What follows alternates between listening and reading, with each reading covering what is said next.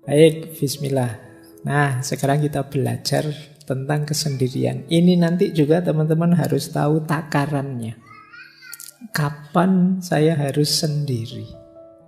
Kapan saatnya saya berbaur? Bismillah ya, kita mulai. Saya awali dari makna-makna. Jadi ada dua istilah yang terkenal sekali kalau dalam bahasa Inggris, yaitu loneliness dan solitude. Ini dua-duanya artinya kesendirian, kesepian, tapi maknanya berlawanan. Jadi loneliness itu kesannya agak negatif, kalau solitude itu positif. Jadi sendiri yang positif dan sendiri yang negatif. Sendiri yang negatif itu kita menyebutnya kesepian. Kalau sendiri dan kita kesepian itu kan tersiksa. Kesepian itu di situ saya tulis bagian dari yang kita rasakan saat sendiri. Ada loh orang yang sendiri tapi tidak kesepian. Biasanya memang dia senengnya sendiri. Makanya saya sebut itu di situ ada istilah menyendiri. Menyendiri itu memang orang yang dorongan jiwanya ingin sendiri. Jadi ada loneliness, ada solitude. Itu saya ambil dari Paul Tillich, teolog filosof. Dalam bukunya The Eternal Now. Jadi apakah kesendirian itu menyakitkan, Pak? Kalau loneliness iya, tapi kalau solitude tidak. Nanti kita akan paham bedanya apa. Jadi kalau pakai istilah bahasa Inggris ya, ada alone, ada lonely, ada solitude. Alone itu sendiri. Sendiri itu fakta. Banyak orang yang tidak mau aku sendirian, tapi faktanya sendiri. Kenyataan hidup itu alone. Pak, saya datang ngaji sendirian. Nah, itu alone. Tapi kalau Pak, saya datang ngaji kesepian saya, Pak. Nah, itu rasamu. Nah, Pak, saya datang ngaji memang ingin duduk di pojok biar tidak terganggu. Nah, ini menyendiri namanya. Nah, bedanya di situ. Ada orang yang sendiri dan tersiksa, ada yang tidak. Jadi ini bedanya ya, sendirian dan kesepian. Kalau ada temanmu, kamu sendirian enggak? Oh ya sendirian, tak temeni ya. Enggak mesti dia seneng kamu temeni. Karena kalau dia pas sendirian dan dia sukanya memang sendirian, kamu datang dan menemani, itu dia terganggu. Allah, kamu malah menemani, ini makanan mesti jatahnya harus dibagi ini. Iya, mesti setelah ini minta hotspot mesti. Setelah ini, iya kan? Nah, kamu malah ganggu. Wong dia sendirian nyaman kok, kamu malah datang pengen menemani. Kecuali dia kesepian aku. Nah, butuh teman, itu baru kamu hadir menemani. Jadi ini kalian harus paham istilah-istilah dan situasi ya. Jadi orang yang sendiri itu tidak mesti kesepian. Karena memang kadang-kadang ada orang yang memang berupaya menyendiri. Jadi mungkin ngaji misalnya pengennya di pojok-pojok di luar-luar sana. Ngapain kok pengen menyendiri? Rokok saya tinggal separuh, Pak. Kalau gak mojok nanti duduk banyak teman habis. Nah, jadi tidak selalu orang itu tidak suka dengan kesendirian. Ada juga yang memang mencari kesendirian. Ya dalam situasi tertentu nanti ada banyak sekali situasi-situasi yang perlu kita dalami. Baik, jadi ini dasarnya ini ya, nanti kita membahas ini. Antara yang positif dan yang negatif. Antara sekedar sendirian Dan yang tersiksa oleh kesendirian namanya kesepian, atau orang yang memang sengaja ingin sendiri.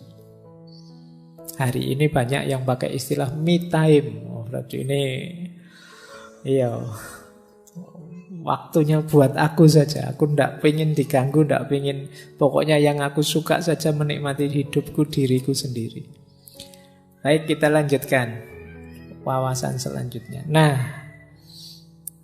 ada banyak pandangan yang menyebut bahwa hidup ini hakikatnya memang sendirian. Jadi kondisi dasar kehidupan manusia itu sendirian. Mungkin teman-teman pernah dengar semacam peribahasa, kita lahir sendirian, hidup sendirian, dan mati juga sendirian. Berarti hakikatnya sendirian hidup ini. Kondisi murni dasar manusia itu sendirian. Tapi kan dalam kenyataannya kita berhubungan, Pak. Kita berinteraksi dengan orang, Pak. Nah, interaksi dan hubungan itu, kalau sendirian tadi yang hakiki, berarti interaksi dan hubungan itu sifatnya artifisial. Jadi sifatnya tidak hakiki. Tidak ada hubungan yang tidak berpisah. Semua hubungan, semua relasi pasti pada saatnya berpisah. Berarti memang hakikat hidup ini sendiri. Maka teman-teman tidak perlu malu, tidak perlu gentar kalau kamu sampai usia sekian kok tidak punya pasangan, sendiri saja. Loh, ini yang hakiki justru seperti ini. Jadi hakikatnya hidup itu justru ini. Nah, makanya di situ saya kutip ya, ini kalimat dari Osho. Osho ini seorang tokoh filosof spiritual mistik India, punya aliran namanya Rajneesh. Kapan-kapan kita bahas beliau, seorang manusia spiritual. Judul bukunya menarik, The Sound of One Hand Clapping, suara satu tangan yang bertepuk. Itu lebih kesepian lagi itu. Ya, jadi tepuk tangan tapi tangannya satu. Kata Osho, kita lahir sendiri dan akan mati sendiri. Di antara dua kenyataan tersebut, kita menciptakan 1001 ilusi tentang kebersamaan. Yakni semua jenis hubungan, pertemanan, permusuhan, cinta, kebencian, dan seterusnya. Kita menciptakan aneka halusinasi hanya untuk menghindari fakta bahwa kita adalah sendirian. Namun apapun yang kita lakukan, kebenaran tidak dapat berubah, bahwa memang hakikatnya kita sendiri. Seperti itulah adanya. Daripada berusaha melarikan diri darinya, jalan terbaik adalah bergembira di dalamnya. Jadi jangan sedih, jangan galau, jangan malu, jangan gentar kalau kita sendirian. Karena memang kita lahir dulu sendirian, nanti mati juga sendirian. Makanya tadi saya bilang ini lebih hakiki. Jadi kalau ada pertanyaan mana lebih hakiki, sendirian atau kebersamaan, lebih hakiki sendirian. Ini jawaban malam hari ini ya, karena minggu depan teorinya beda. Jadi makanya tadi saya bilang, ya kamu nikmati teori demi teori, nanti cari yang paling cocok untuk hidupmu. Jadi di sini maka bisa disimpulkan kesendirian itu kalau bahasa Jawanya kasunyatan, kenyataan hidup. Nanti ada yang bilang, kenapa sih kok hakikatnya hidup itu sendirian? Karena kita ini menghidupkan diri kita, yang bisa memahami ya kita, yang mengerti kita ya kita. Tidak ada orang yang bisa memahami kita sampai detail, sampai level paling kecil. Yang sahabat paling dekat pun paling ngerti gambaran umum saja kita. Tidak ada orang yang begitu pahamnya tentang kita selain diri kita sendiri. Kadang-kadang kita capek-capek menjelaskan, temenmu cengenges-cengenges. Aduh, dicueki aku misalnya. Dengan rasanya kayak tidak dipedulikan.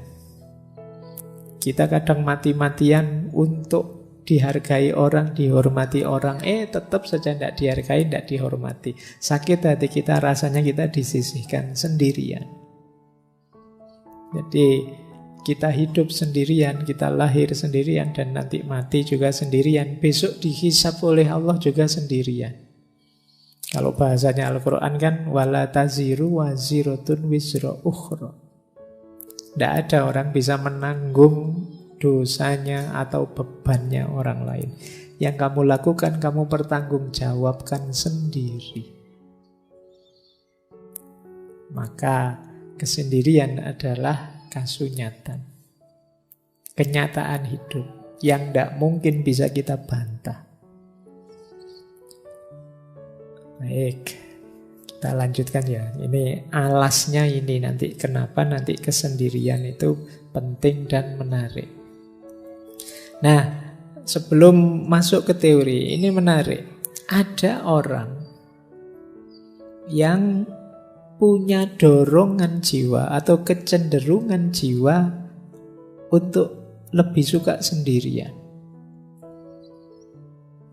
Kita menyebut orang semacam ini namanya orang-orang introvert. Dia lebih nyaman, lebih bisa menikmati hidup dalam kesendirian. Jadi ini mengingat tadi ya, ada solitude, ada lonely. Orang-orang yang jenis ini itu justru lebih nyaman dalam kesendirian. Kalau kita gelisah kalau sendiri, orang-orang semacam ini itu lebih senang sendiri. Hadirnya yang lain itu merepotkan saja. Nah, kita lihat ya, saya tidak tahu teman-teman ada di sini apa enggak. Saya menyimpulkan secara umum saja dari berbagai sumber. Coba dicek ya, teman-teman masuk introvert apa enggak. Ini dulu pernah kita bahas agak panjang di sesi psikologi, saya lupa itu. Yang pertama begini, kalau teman-teman merasa berinteraksi dengan orang itu capek, lelah saya Pak melayani teman-teman itu. Nah itu kemungkinan kita ada indikasi ke sana. Karena orang yang ekstrovert itu senang, gembira. Mungkin capek tapi dia bisa menikmati. Tapi orang-orang yang jenis introvert ini, dia merasa, alah, berjam-jam saya harus melayani tamu sebanyak ini, bikin capek saja. Nah itu teman-teman kok tidak pulang-pulang toh, saya mau tidur, saya segera ingin main game, saya segera ingin main itu. Nah itu kemungkinan introvert. Yang kedua, circle-nya kecil. Orang-orang yang senang sendirian itu biasanya circle-nya tidak banyak. Temannya 1, 2, 3 dan hanya itu-itu saja. Lebih suka menghabiskan waktu sendirian. Orang semacam ini self-healing terbaik menurut dia ya di rumah, di kamar. Kalian kan sering ngajak, yuk healing, yuk jalan-jalan. Healing itu kan selama ini kita mengartikan kemana tuh kayak jalan-jalan kayak. Tapi bagi orang ini healing terbaik itu ya di kamar. Jadi begitu masuk kamar itu disitulah surganya. Nah kalau ada yang seperti ini mungkin kalian ada jiwanya agak introvert. Jadi lebih senang di kamar saja. Kemudian tidak suka lingkungan yang berisik. Kalau ada rame-rame dia, alah apa sih itu? Tidak senang dia. Dan lebih tertarik dengan aktivitas-aktivitas sendirian. Nah ini indikasinya. Implikasinya kadang-kadang karena orang-orang introvert ini juga kan pasti bergaul Meskipun tidak intensif, sering kali orang ini, apakah teman-teman pernah merasakan ini saya tidak tahu, biasanya lebih suka berharap orang lain mengerti dirinya tanpa harus dia capek-capek menjelaskan. Jadi dia pingin, mbok ya temanku itu ngertilah aku. Jadi kok aku diajak jalan-jalan terus toh, ya aku itu pinginnya di kamar. Mau tak tolak itu ndak enak, mau tak ikuti kok ndak cocok dengan seleraku, mbok yo ngerti yo teman-teman itu. Dia memendam rasa ingin dimengerti. Jadi kalau teman-teman yang hadir malam hari ini sering merasa begitu, orang-orang kok ndak paham-paham sih mauku ya, kok ndak ngerti apa yang aku inginkan ya, itu mungkin ada gejala-gejala ke sana. Agak introvert. Saya tidak ngomong jelek ya. Introvert, ekstrovert itu bukan urusan baik buruk atau dosa atau pahala dan siksa, tidak ada itunya. Ini gaya kepribadian saja. Jadi kalau teman-teman merasa capek dengan hadirnya orang lain, merasa orang itu tidak ada yang paham diriku. Nah itu kemungkinan gaya hidup kita gaya introvert ini. Kemudian seringkali mikirnya terlalu lama ketika ingin memutuskan sesuatu. Termasuk ada istilah silent treatment. Jadi coba saya misalnya punya teman ingin menjauh dulu sementara, biar tidak terlalu terpengaruh tapi lama-lama terus jadi tidak akrab lagi sama temannya. Itu ada yang jenisnya seperti ini. Diajak sangat akrab tidak mau, diajak terlalu intim tidak nyaman dia. Ketemu ya say hello, hai ada apa kabar, sudah makan belum, sudah selesai pulang.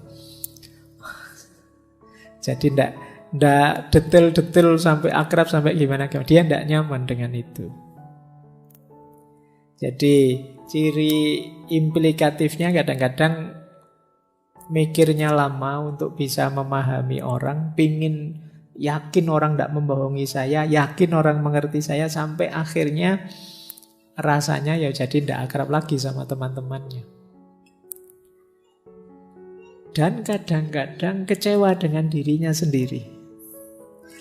Saya itu kok begini ya, jangan-jangan saya itu kurang ramah ya, jangan-jangan saya itu orangnya tidak enak diajak ngobrol ya, jangan. Itu sering kecewa, menyalahkan dirinya sendiri. Nah, ini cirinya orang introvert. Kemudian kadang-kadang juga ekspektasinya tinggi pada orang lain. Akhirnya kecewa.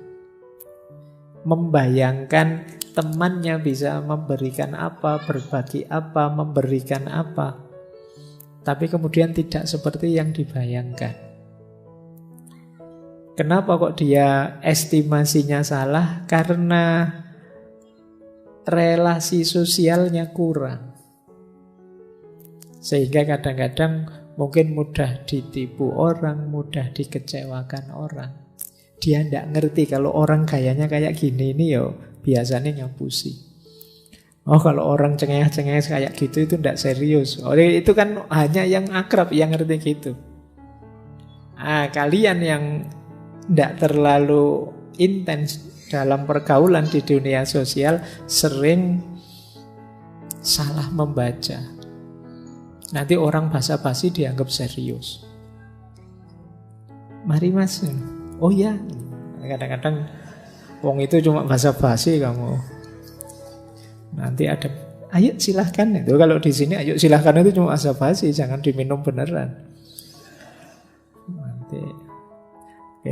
Nanti ada orang makan, sudah makan? Belum. Nah, itu ya kalau sopan santunnya sudah makan, sudah silahkan lanjutkan gitu. Tapi kalau tidak ngerti ya gitu. Jadi karena tidak terlalu intensif dalam pergaulan, kadang-kadang salah estimasi, akhirnya kecewa. Ya mbok sekali-sekali mampir, itu basa-basi, kamu mampir beneran. Nah, harus hati-hati, karena pergaulan sosial ya punya rumusnya sendiri-sendiri. Ya, Nah, termasuk juga sering tidak enakan. Waduh, jangan-jangan teman saya marah ini. Waduh, jangan sering tidak enakan. Jadi orang introvert itu karena apa yang dia rasakan tidak terekspos keluar, dia sibuk dengan dirinya sendiri. Jadi ini di antara cirinya. Nah, ada juga variasi unik. Ini sebenarnya ada jenis-jenis introvert tertentu yang khas. Misalnya ada istilah social introvert. Social introvert itu bukan berarti orangnya tidak bergaul, tapi circle-nya sangat kecil. Oh, kalau sudah di circle-nya sih podo, sudah yo teriak-teriak, yo aktif ya. Tapi ganti circle diam dia. Nah, ini namanya social introvert.